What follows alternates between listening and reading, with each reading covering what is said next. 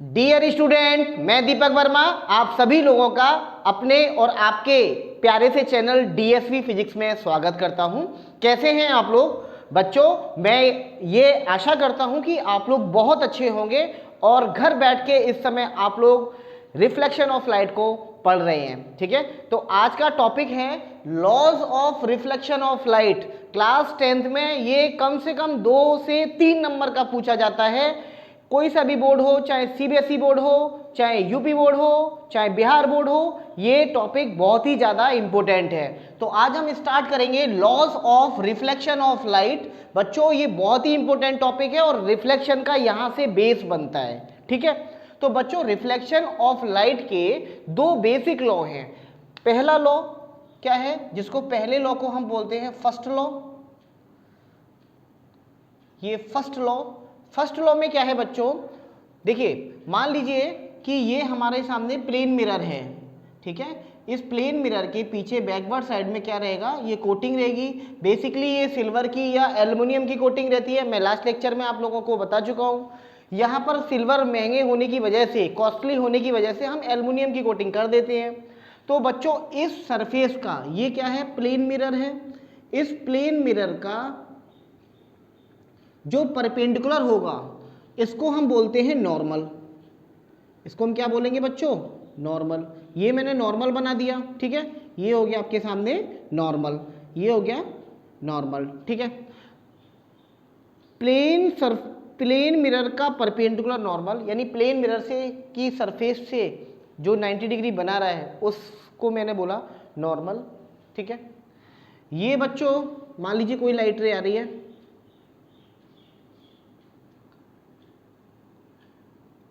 और इस पॉइंट पे, इस पॉइंट ऑफ इंसिडेंस पे ये क्या हो गई, इंसिडेंट हुई। उसके बाद ये क्या हो गया, वापस रिफ्लेक्ट हो गई।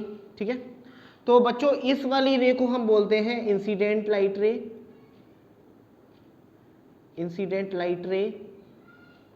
और ये जब जिस पॉइंट पर इंसिडेंट हुई है उससे फिर ये रिफ्लेक्ट हुई है वापस, तो इस वाली लाइट रे को बोलेंगे हम रिफ्लेक्टेड लाइट रे। दिस इज रिफ्लेक्टेड लाइट रे। बच्चों अब इसमें हमें कुछ एंगल समझने पड़ेंगे। तो सबसे पहले हम इस एंगल को समझते हैं। ये एंगल कौन सा है, इस एंगल को बच्चों हम बोलते हैं ग्लैंसिंग इंसिडेंस एंगल। और इसके बाद में ये जो एंगल है, इस एंगल को हम बोलते हैं ग्लैंसिंग रिफ्लेक्शन एंगल। बच्चों ये जो एंगल है, इस एंगल को स्पेसिफाई किया गया है एंगल आई से, और इस एंगल को हम लोग बोलते हैं एंगल ऑफ इंसिडेंस या इंसिडेंट एंगल, इंसिडेंस एंगल। इसी प्रकार से ये जो एंगल दिखाई दे रहा है आपको, ये एंगल आर, यानी इसको हम बोलेंगे एंगल ऑफ रिफ्लेक्शन और रिफ्लेक्शन एंगल।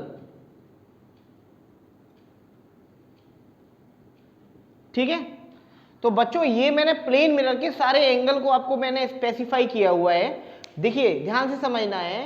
ये अभी हम फर्स्ट लॉ को समझने से पहले प्लेन मिरर की कुछ ज्योमेट्री को समझते हैं। प्लेन मिरर क्या हो गया, जिसकी एक साइड रिफ्लेक्शन के लिए रेडी रहे, यानी शाइनिंग सरफेस रहे, जहां से रिफ्लेक्शन, जहां पे हम लोग अपना चेहरा देखते हैं। ठीक है, मिरर में जाके चेहरा देखते हैं। घर में हमारे कौन सा यूज होता है, मिरर, प्लेन मिरर, है ना। सुबह सुबह आप लोग उठ के तैयार होते हैं, अपना चेहरा देखते हैं, बड़ा खूबसूरत सा चेहरा है, सब अच्छा दिखाई देता है। उसके बैकवर्ड साइड में देखेंगे तो कोटिंग रहती है, वो या तो बच्चों सिल्वर की रहेगी। सिल्वर वैसे हम यूज नहीं करते हैं क्योंकि सिल्वर बहुत कॉस्टली होता है, लेकिन रिफ्लेक्शन के मामले में सिल्वर सबसे बेस्ट मटेरियल है। रिफ्लेक्शन, कोई आपसे पूछे कि रिफ्लेक्शन सबसे अच्छा किससे मिलेगा, रिफ्लेक्शन जो सबसे अच्छा मिलेगा वो होगा सिल्वर। तो हम बेसिकली क्या है, एल्युमिनियम की कोटिंग कर देंगे पीछे और रेड पेंट लगा देंगे, है ना। तो ये हमारे सामने हो गया पीछे की सरफेस। अब रिफ्लेक्शन वाला जो पार्ट रहेगा वो इस साइड में रहेगा क्योंकि ये शाइनिंग सरफेस है।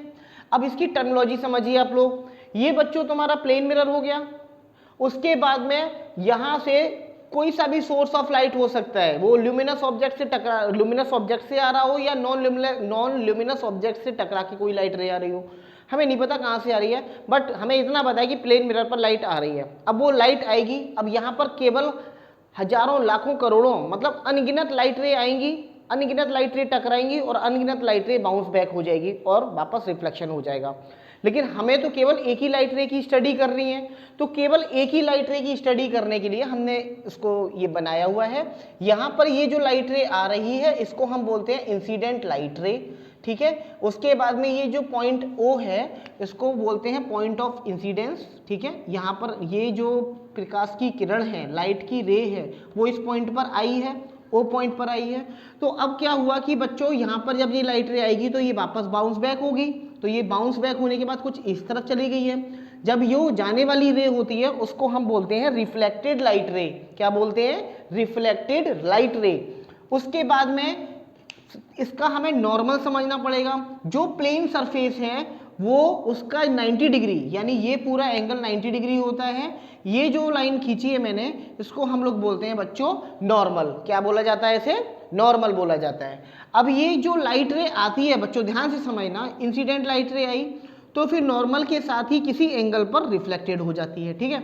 उसके बाद में कुछ एंगल, जैसे ये वाला जो एंगल है इसको हम बोलते हैं ग्लांसिंग इंसिडेंस एंगल, क्योंकि ये जो एंगल बन रहा है ग्लांसिंग इंसिडेंस एंगल, एक्चुअल में क्या है कि ये जो लाइट रे है इस मिरर सरफेस के साथ कितने एंगल पर टकरा रही है, कितने एंगल से ग्लैंस हो रही है।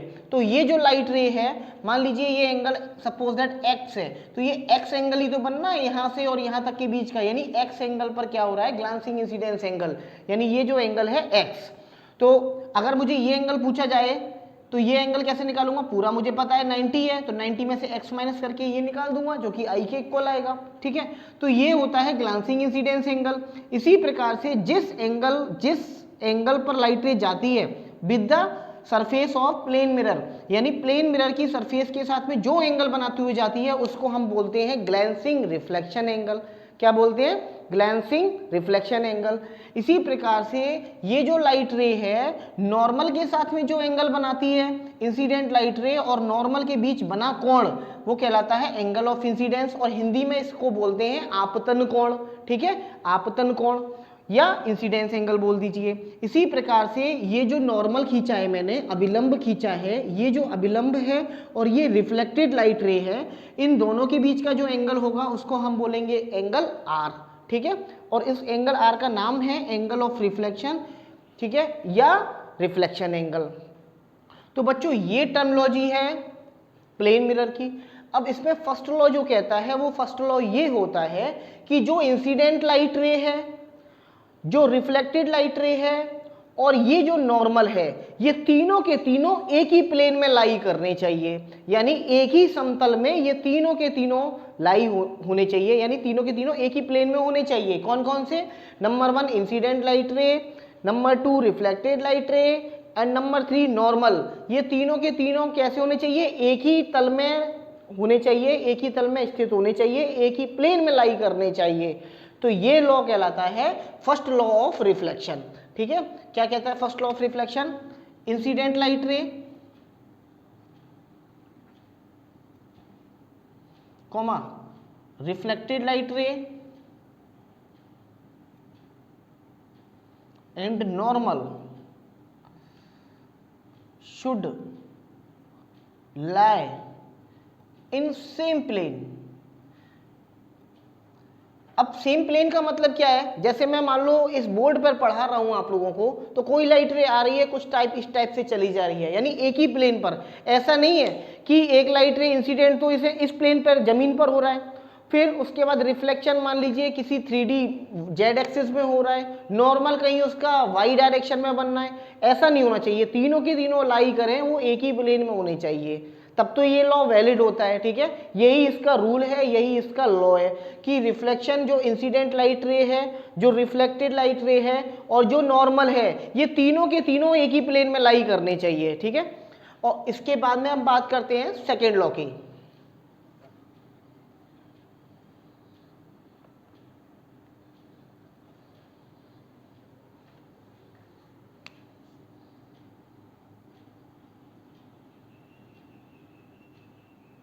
सेकेंड लॉ, सेकेंड लॉ बच्चों क्या कहता है? सेकेंड लॉ ये कहता है कि जब कोई लाइट रे किसी प्लेन मिरर पर इंसिडेंट होती है, उसके बाद में किसी एंगल के साथ रिफ्लेक्टेड हो जाती है, तो एंगल ऑफ इंसिडेंस और एंगल ऑफ रिफ्लेक्शन ये दोनों के दोनों एंगल कैसे होते हैं बच्चों? बराबर रहते हैं, ध्यान रखना, ठीक है। रिफ्लेक्शन के केस में जिस एंगल से लाइट रे आती है उसी एंगल के साथ में वापस रिफ्लेक्शन उसका हो जाता है, यानी एंगल ऑफ आई और एंगल आर, ध्यान रखना बच्चों, ये किसके साथ बन रहे हैं? एंगल आई हमेशा नॉर्मल के साथ में बनेगा, नॉर्मल और इंसिडेंट लाइट रे के बीच के एंगल को हम एंगल आई बोलते हैं, यानी एंगल ऑफ इंसिडेंस बोलेंगे। और इसी प्रकार से एंगल जो आर है वो एंगल ऑफ रिफ्लेक्शन और रिफ्लेक्टेड लाइट रे और नॉर्मल के बीच का एंगल है। मैं यहाँ लिख देता हूँ कि जो एंगल आई है वो है angle between normal and incident light रे, ठीक है बच्चों। इसी प्रकार से जो एंगल आर है वो है angle between normal and reflected light रे, रिफ्लेक्टेड लाइट रे। तो बच्चों ये जो एंगल आई है और ये जो एंगल आर है ये दोनों के दोनों इक्वल होने चाहिए। ऐसा नहीं है कि कोई एंगल ज्यादा या कोई एंगल कम है तो रिफ्लेक्शन नहीं होगा, एंगल आई और एंगल आर के बराबर होना चाहिए। और बच्चों एक चीज दिमाग में ये आपके होने चाहिए कि ये जो अभी मैंने एक ही लाइट रे के लिए बात की है, ऐसे यहां पर अनगिनत इनफाइनाइटली लाइट रे आएंगी, इनफाइनाइट टाइम उसका रिफ्लेक्शन होगा, इनफाइनाइट टाइम ही रिफ्लेक्टेड लाइट रे हो जाएंगी वो। यानी कि यहाँ पर कई सारे पॉइंट्स बनेंगे जहाँ पर लाइट रे आएगी और बाउंस बैक कर जाएगी, आएगी बाउंस बैक कर जाएगी, आएगी बाउंस बैक कर जाएगी, है ना। तो कहने का मतलब ये हमने केवल एक ही लाइट रे की यहाँ पर स्टडी करी है।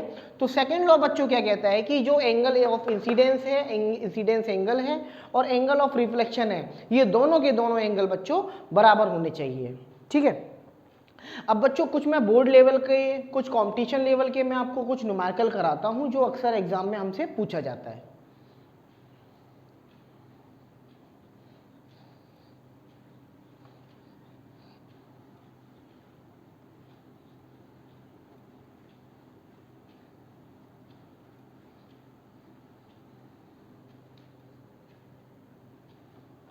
आप लोग बच्चों मेहनत कीजिए, आप लोग मेहनत करेंगे हमको बहुत अच्छा लगेगा, आप लोग कंटिन्यूटी रखिए।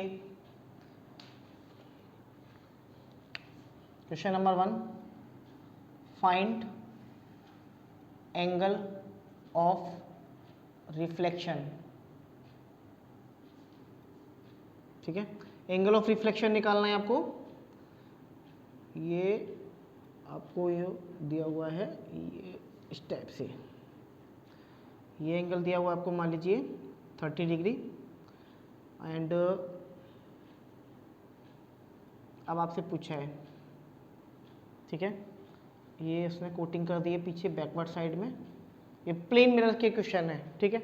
अब बच्चों इस क्वेश्चन में आपसे एंगल ऑफ रिफ्लेक्शन पूछा है, तो सबसे पहले आप ये देखिए कि लाइट रे आ कैसे रही है, ये लाइट रे आई है और ये पॉइंट ऑफ इंसिडेंस हो गया ओ पॉइंट, यानी ओ पॉइंट पर लाइट रे आ रही है और ओ से ही वापस बाउंस बैक कर जा रही है। तो बच्चों ये जो एंगल है वो 30 डिग्री है, यानी ये मुझे क्या दिया हुआ है, एंगल ऑफ इंसिडेंस या ग्लांसिंग इंसिडेंस एंगल। देखो ये ग्लांसिंग इंसिडेंस एंगल है बच्चों, ध्यान से समझिए। ये जो 30 डिग्री हमें दिया हुआ है ये सरफेस, जो मिरर सरफेस है और इंसिडेंस एंगल, इंसिडेंस लाइट रे है, उन दोनों के बीच का एंगल है 30 डिग्री। हमें तो ये चाहिए एंगल, ये एंगल हमें एनी हाउ पता चल जाए तो वो इसके बराबर होगा, है ना। यानी मुझे एनी हाउ ये वाला एंगल पता चल जाए तो ये इसके बराबर होगा, यानी ये एंगल हो गया आई और ये एंगल हो गया आर। सेकेंड लॉ से हमें पता है कि आई इक्वल टू आर रहता है ना। सेकेंड लॉ से हमें ये पता है आई इक्वल टू आर रहता है।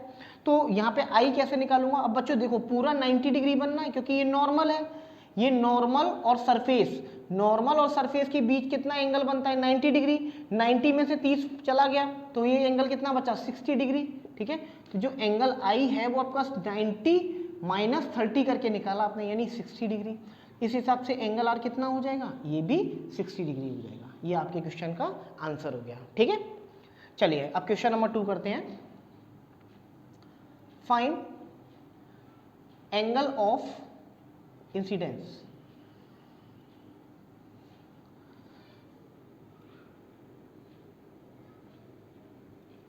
ये मैंने प्लेन मिरर बनाया, मुझसे एंगल ऑफ इंसिडेंस पूछ रहा है।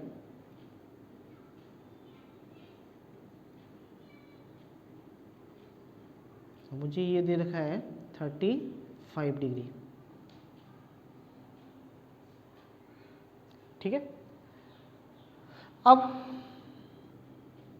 दिमाग लगाइए, यहाँ पर एंगल ऑफ इंसिडेंस पूछा है। अब इस चित्र में एंगल ऑफ इंसिडेंस कौन सा है? अब देखो फिर से मैं समझाता हूं। ये हो गया ग्लांसिंग इंसिडेंस एंगल, ये हो गया इंसिडेंस एंगल, ये हो गया रिफ्लेक्शन एंगल, और ये हो गया ग्लैंसिंग रिफ्लेक्शन एंगल। तो ये 35 डिग्री है। तो यहां से मैं R इजीली कैलकुलेट कर सकता हूं। तो अगर मुझे R पता चल जाए तो मैं इजीली I निकाल सकता हूं। ठीक है ना, अगर मुझे एनी हाउ R पता चल जाए तो मैं I निकाल सकता हूं। अब R कैसे पता चलेगा? अब R पता करने के लिए ये पूरा 90 है भाई, ये नॉर्मल है। नॉर्मल हमेशा सरफेस के परपेंडिकुलर रहेगा, ये बात दिमाग में रखना। तो ये पूरा 90 है, तो 90 में से 35 माइनस कर दीजिए, तो R इज इक्वल टू हो जाएगा बच्चों 90 माइनस 35। ये बचेगा आपके सामने 55। ठीक है, 55 बचेगा, यानी R 55 आ गया। तो we know that angle I equal to angle R होता है। तो angle I equal to angle R कितना है? 55 डिग्री। This is answer. ठीक है, तो एंगल I कितना हो जाएगा आपका? 55 डिग्री। क्लियर है? चलिए इसके और न्यूमेरिकल ट्राई करते हैं।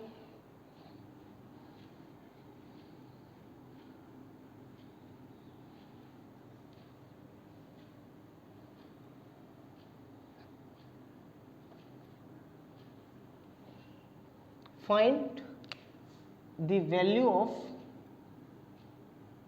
x। अब आपसे x की वैल्यू पूछी है।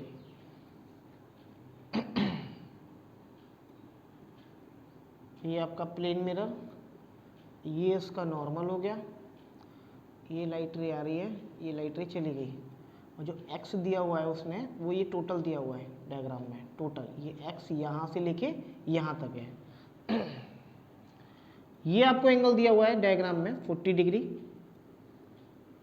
अब आपको इस पूरे चित्र को देख के x की वैल्यू निकालनी है। ठीक है, तो सिंपली ये मैथमेटिक भी हो गया, या मैथमेटिक तरीके से आप इसको अच्छी तरीके से कर भी सकते हैं। देखिए अब ये 40 डिग्री है, तो एंगल ऑफ इंसिडेंस कितना हो जाएगा? ये एंगल ऑफ इंसिडेंस है क्योंकि ये लाइट रे आ रही है, ये पॉइंट ऑफ इंसिडेंस है, और यहाँ से लाइट रे जा रही है, बाउंस बैक हो रही है। तो ये 40 डिग्री है, तो ये कितना बचेगा? 50 डिग्री। ठीक है, ये 50 डिग्री बचेगा, यानी एंगल I मुझे पता चल गया। एंगल I पता चला 90 minus 40 which is equal to 50 degree.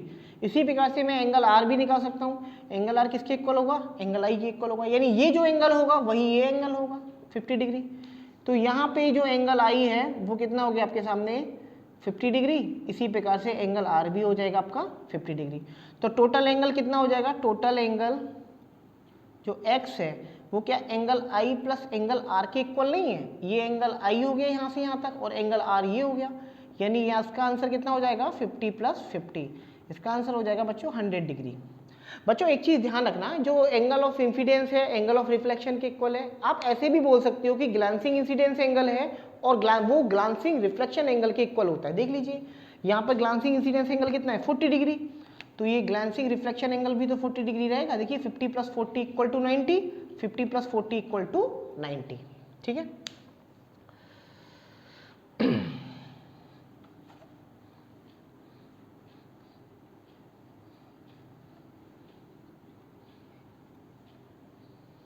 अब बच्चों मिरर से रिलेटेड एक मैं आपको इम्पोर्टेंट बात बताता हूँ।